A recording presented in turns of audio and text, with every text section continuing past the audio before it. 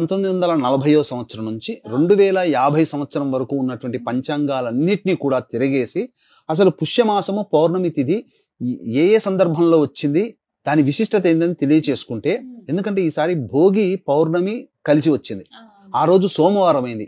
విశేషం ఏంటంటే ఆరుద్ర నక్షత్రం ఉంది, ఈశ్వరుని నక్షత్రం. అంటే మనకు శాస్త్రంలో ఎక్కడ చెప్పబడిపోయినా తమిళనాడు ప్రాంతం నుంచి మనకు ఆనవాయితీగా వస్తుంది. పౌర్ణమి తిథి ఆరుద్ర నక్షత్రం సోమవారం కలిసి వస్తే శివముక్కోటి అని అంటారు. అంటే కోటి పౌర్ణమిలు చూసినటువంటి పుణ్య ఫలితము, కోటి పౌర్ణమిలలో ఈశ్వరుని ఆరాధన చేస్తే ఎంత పుణ్య ఫలితం వస్తుందో అంతటి పుణ్య ఫలితం ఈ ఒక్క రోజునే వస్తుంది.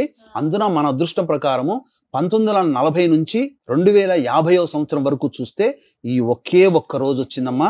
దాదాపుగా నేను సెలెక్ట్ చేసి పెట్టి ఉన్నాను.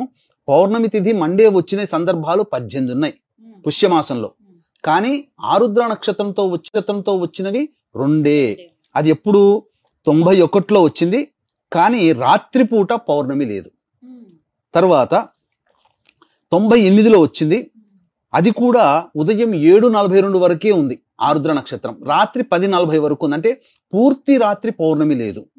తర్వాత ఈ యొక్క సంబంధించినటువంటి 2042లో ఉంది, కానీ పౌర్ణమి ఆరుద్ర మధ్యాహ్నానికి వెళ్ళిపోతున్నాయి.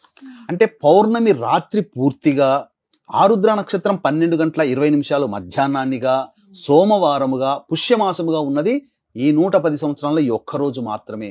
కాబట్టి ఈశ్వరుని గనక సృష్టి స్థితి లయకారకాలలో లయకారకుడు పరమేశ్వరుడు. కాబట్టి మనకి ఏది జరగాలన్నా, ఈ కార్యక్రమం మనం చేయాలన్నా, ప్రేక్షకులు చూడాలన్నా శివాజ్ఞ. కాబట్టి శివానుగ్రహం ఉన్నవాళ్ళు మాత్రమే ఈ వీడియో చూస్తారు.